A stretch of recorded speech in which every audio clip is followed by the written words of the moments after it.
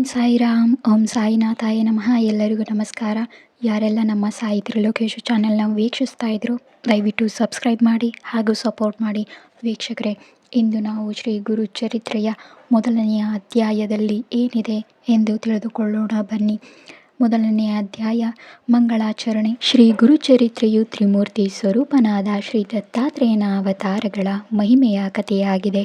ಇದನ್ನು ಪ್ರಾರಂಭಿಸುವ ಮೊದಲು ಗಣಪತಿಯನ್ನು ಭಕ್ತಿಯಿಂದ ನೆನೆದು ಆತನ ಕೃಪೆಯಿಂದ ನಿರ್ವಿಘ್ನವಾಗಿ ಕಾರ್ಯಸಿದ್ಧಿಯು ಆಗಲೆಂದು ಪ್ರಾರ್ಥಿಸಿ ವಾಗ್ದೇವಿಯಾದ ಮಂದಸ್ಮಿತ ಮುಖಮುದ್ರೆ ಹೊಂದಿರುವ ಶಾರದೆಯನ್ನು ನಮಿಸಿ ಇವರ ಪರಮಾನುಗ್ರಹದಿಂದ ಶ್ರೀ ಪರಮ ಪಾವನನಾದ ಶ್ರೀ ಗುರು ಚರಿತ್ರೆಯ ಪ್ರತಿ ಅಕ್ಷರದಲ್ಲಿಯೂ ದಿವ್ಯ ಶಕ್ತಿ ಮೂಡಲೆಂದು ಶ್ರದ್ಧಾ ಭಕ್ತಿಗಳಿಂದ ಪ್ರಾರ್ಥಿಸಬೇಕು. ತನ್ನ ಚತುರ್ಮುಖಗಳಿಂದಲೂ ಓಂಕಾರಗಳನ್ನು ಹೊರಡಿಸುತ್ತಾ ಜಗತ್ತನ್ನು ಸೃಷ್ಟಿಸಿದ ಬ್ರಹ್ಮದೇವನಿಗೆ ಅನಂತ ಅನಂತ ಪ್ರಣಾಮಗಳು. ಜಗದ್ರಕ್ಷಕನು ಪರಮ ಕರುಣಾಶಾಲಿಯು ಶಂಖಚಕ್ರ ಗದಾ ಪದ್ಮಗಳನ್ನು ಧರಿಸಿ ಕ್ಷೀರಸಾಗರದಲ್ಲಿ ಆದಿಶೇಷನ ಮೇಲೆ ಪವಡಿಸಿರುವ ಲಕ್ಷ್ಮೀಪತಿಯಾದ ಶ್ರೀ ಮಹಾವಿಷ್ಣುವಿನ ವಿದ್ಯಾಮೋಹಕ ರೂಪಕ್ಕೆ ಸಾಷ್ಟಾಂಗ ಪ್ರಣಾಮಗಳನ್ನು ಅರ್ಪಿಸಬೇಕು. ಸದಾ ಯೋಗಿಯು ವೈರಾಗ್ಯವೇ ಮೂರ್ತಿವೆತ್ತಿದಂತಿರುವವರನ್ನು ಬೇಡಿದ್ದನ್ನು ಕೂಡಲೇ ನೀಡುವ ದಯಾಳುವು ಉಮಾಪತಿಯೂ ಆದ ಶಂಕರನಿಗೆ ಭಕ್ತಿಪೂರ್ವಕವಾಗಿ ತಲೆಬಾಗಿ ನಮಿಸೋಣ. ಸಕಲ ದೇವತೆಗಳಿಗೂ ಸಿದ್ಧ ಸಾಧ್ಯ ಯಕ್ಷ ಕಿನ್ನರ ಕಿಂಪುರುಷ ಗಂಧರ್ವ ಮೊದಲಾದ ಎಲ್ಲರಿಗೂ ನಮಿಸಿ ಕವಿ ಕುಲಗುರುಗಳಾದ ಪರಾಶರ ಭಗವಾನ್ ವೇದವ್ಯಾಸ ವಾಲ್ಮೀಕಿ ಮೊದಲಾದವರಿಗೆ ವಿನಯದಿಂದ ತಲೆಬಾಗಿ ನಮಿಸಿ ಆಶೀರ್ವಾದವನ್ನು ಬೇಡೋಣ. ಈ ಭಕ್ತ ಪರಂಪರೆಯ ದಾಸಾನುದಾಸರಾದ ನಾವು ಭಗವದ್ಭಕ್ತರ ಸ್ಮರಣೆ ಪಾವನ ಅದೇ ದಿವ್ಯ ಗಂಗಾಜಲವೆಂದು ನಂಬಿ ಧನ್ಯರಾಗೋಣ. ಶ್ರೀ ಗುರುಚರಿತ್ರೆಯನ್ನು ಲಿಪಿಬದ್ಧವನ್ನಾಗಿ ಮಾಡಿದವರು ಕೌಂಡಿನ್ಯ ಗೋತ್ರಕ್ಕೆ ಸೇರದಿ ಸಾಕಾರೆ ಮನೆತನದ ಯಜುರ್ವೇದದವರು.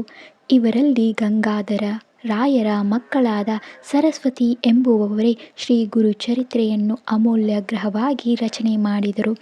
ಸಾರಕ್ಕೆ ವಂಶಕ್ಕೆ ಸಾಯಂ ದೇವರು ಮೂಲ ಪುರುಷರು.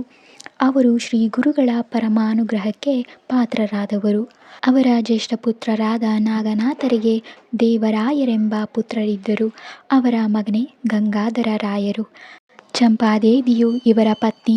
ಈ ದಂಪತಿಗಳ ಪುಣ್ಯದ ಫಲವಾಗಿ ಜನಿಸಿದವರೇ ಸರಸ್ವತಿ ಗಂಗಾಧರ ರಾಯರು. ಇವರೇ ಶ್ರೀ ಗುರು ಚರಿತ್ರೆಯ ಗ್ರಂಥಕರ್ತರೆಂದು ತಿಳಿಯೋಣ. ಇವರಿಗೆ ಗ್ರಂಥಕಾರರು ಆರಂಭದಲ್ಲಿ ಭಕ್ತಿಯಿಂದ ನಮಸ್ಕರಿಸಬೇಕು. ಸಾಕಾರೆ ವಂಶಕ್ಕೆ ಸೇರಿದವರು ದತ್ತ ಭಕ್ತರು. ಮೊದಲಿನಿಂದಲೂ ಅವರು ಬ್ರಹ್ಮ ವಿಷ್ಣು ಮಹೇಶ್ವರರ ಅವತಾರಿಯಾದ ಶ್ರೀ ದತ್ತಾತ್ರೇಯ ಸ್ವಾಮಿಯ ಭಕ್ತರು. ದತ್ತಾತ್ರೇಯನ ಮೂರನೆಯ ಅವತಾರವಾದ ಗಾಣಗಾಪುರ ಕ್ಷೇತ್ರದ ಶ್ರೀ ಗುರು ನರಸಿಂಹ ಸರಸ್ವತಿ ಸ್ವಾಮಿಗಳು ವಿಭೂತಿ ಪುರುಷರಾಗಿದ್ದರು. ಶ್ರೀ ಗುರುಗಳ ದಿವ್ಯ ಕಥಾಮೃತವೇ ಗುರುಚರಿತ್ರೆ. ಅವರ ಮಹತ್ವಪೂರ್ಣವಾದ ದಿವ್ಯ ಕಥಾಮೃತವನ್ನು ವರ್ಣಿಸುವುದು ಸುಲಭ ಸಾಧ್ಯವಲ್ಲ. ಆದರೂ ಯಥಾಯೋಗ್ಯ ಶ್ರೀ ಗುರುಚರಿತ್ರೆಯನ್ನು ಇಲ್ಲಿ ನಿರೂಪಿಸಲಾಗಿದೆ. ಯಾರು ಭಕ್ತಿಯಿಂದ ಶ್ರೀ ಗುರುಚರಿತ್ರೆಯನ್ನು ಪಾರಾಯಣ ಮಾಡುತ್ತಾರೆಯೋ ಅಂತಹ ಸಜ್ಜನರ ಮನೆಯಲ್ಲಿ ಶ್ರೀಲಕ್ಷ್ಮಿ ಸಾನ್ನಿಧ್ಯವಾಗಿರುತ್ತದೆ. ಶ್ರೀ ಗುರುಚರಿತ್ರೆಯ ಸಪ್ತಾಹ ಪಾರಾಯಣದಿಂದ ಸಾಂಸಾರಿಕ ಕಷ್ಟಗಳು ದೂರವಾಗಿ ಜ್ಞಾನದ ಕಡೆಗೆ ಮನಸ್ಸು ಒಲಿಯುತ್ತದೆ, ಪಾಪಗಳನ್ನು ತೊಳೆಯುತ್ತದೆ. ಪುಣ್ಯವನ್ನು ಪ್ರಸಾದಿಸುವ ಶ್ರೀ ಗುರುಗಳ ವಾಕ್ಯಗಳನ್ನು ದೃಢಚಿತ್ತದಿಂದ ಆಲಿಸಿದವರು ಪರಮಪದವೆನಿಸಿದ ಮೋಕ್ಷ ಮಾರ್ಗದಲ್ಲಿ ಮುನ್ನಡೆಯುತ್ತಾರೆ. ಶ್ರೀ ಗುರುಚರಿತ್ರೆಯ ಕಥಾನಾಯಕರಾದ ಶ್ರೀ ಶ್ರೀ ನರಸಿಂಹ ಸರಸ್ವತಿ ಸ್ವಾಮಿಗಳು ಗಣಗಾಪುರವೆಂಬ ದಿವ್ಯ ಕ್ಷೇತ್ರದಲ್ಲಿ ನೆಲೆಸಿ ಅವರ ಅದ್ಭುತ ಮಹಿಮೆಯು ಪುಷ್ಪದ ಕುಸುಮದಂತೆ ಎಲ್ಲ ಪ್ರಾಂತದಲ್ಲಿಯೂ ಹರಡಿತ್ತು. ಭಕ್ತರು ಅಲ್ಲಿಗೆ ತಂಡೋಪತಂಡವಾಗಿ ಬಂದು ಗುರು ಕೃಪೆಗಾಗಿ ಹಾತೊರೆಯುತ್ತಿದ್ದರು. ಹೀಗಿರುವಲ್ಲಿ ನಾಮಧಾರಕ ಎಂಬ ನಿರ್ಮಲ ಮನಸ್ಸಿನ ರಹಸ್ಯ ಭಕ್ತರೊಬ್ಬರು ಗುರುದರ್ಶನಕ್ಕೆ ಅಲ್ಲಿಗೆ ಬಂದರು. ಆದರೆ ಅವರಿಗೆ ಸುಲಭವಾಗಿ ದರ್ಶನ ಭಾಗ್ಯ ದೊರೆಯಲಿಲ್ಲ. ಆಗ ಆ ಭಕ್ತ ಶ್ರೇಷ್ಠರು ಗುರು ಸ್ಮರಣೆಯನ್ನು ಮಾಡಿ ಸ್ತೋತ್ರ ಮಾಡಲಾರಂಭಿಸಿದರು. ಹೇ ಗುರುದೇವ, ನಿಮ್ಮ ನಾಮಸ್ಮರಣೆಯಿಂದಲೇ ಪಾಪ ರಾಶಿಯು ದೂರವಾಗುತ್ತದೆ ಎಂದು ಕೇಳಿದ್ದೇನೆ. ಬೆಂಕಿಗೆ ಸಿಕ್ಕ ಹತ್ತಿಯ ರಾಶಿಯಂತೆ ಜನ್ಮ ಜನ್ಮಾಂತರದ ಕರ್ಮಗಳು ಪಾಪಗಳು ನಿಮ್ಮ ದರ್ಶನ ಭಾಗ್ಯದಿಂದ ಭಸ್ಮವಾಗಿ ಹೋಗುತ್ತವೆ. ನೀವು ಸ್ಪರ್ಶಮಣಿಯಂತೆ ಬೇಡಿದವರಿಗೆ ಕೂಡಲೇ ವರ ನೀಡುವ ಚಿಂತಾಮಣಿಯಾಗಿದ್ದೀರಿ. ನಿಮ್ಮ ಪುಣ್ಯ ನಾಮಗಳ ಸ್ಮರಣೆಯನ್ನು ಸದಾ ನಾನು ಮಾಡುತ್ತೇನೆ. ಆದರೂ ನನಗೆ ಏಕೆ ಈ ದಾರಿದ್ರ್ಯ? ನೀವು ತ್ರಿಮೂರ್ತಿ ಸ್ವರೂಪರು, ಜಗತ್ತಿನಲ್ಲಿರುವ ಸಕಲ ಜೀವರಾಶಿಗಳಲ್ಲಿಯೂ ನೆಲೆಸಿರುವವರು. ಪರಮ ಕರುಣಾಶಾಲಿಯಾದ ನೀವು ನಂಬಿದ ಭಕ್ತರಿಗೆ ಬಾಳನ ರಥದ ಸಾರಥಿಯಂತಿದ್ದೀರಿ. ಭಕ್ತರನ್ನು ರಕ್ಷಿಸಿ ಅನುಗ್ರಹಿಸುವುದರಲ್ಲಿ ತಡವೇತಕ್ಕೆ? ಹೇ ಗುರುದೇವ, ನನ್ನ ತಂದೆ ತಾಯಿ ಬಂಧು ಬಳಗ ಆಪ್ತ ಗೆಳೆಯ ಎಲ್ಲವೂ ನೀವೇ ಆಗಿರುವಿರಿ. ನಿಮ್ಮ ಹೊರತು ನನಗೆ ಅನ್ಯರಿಲ್ಲ.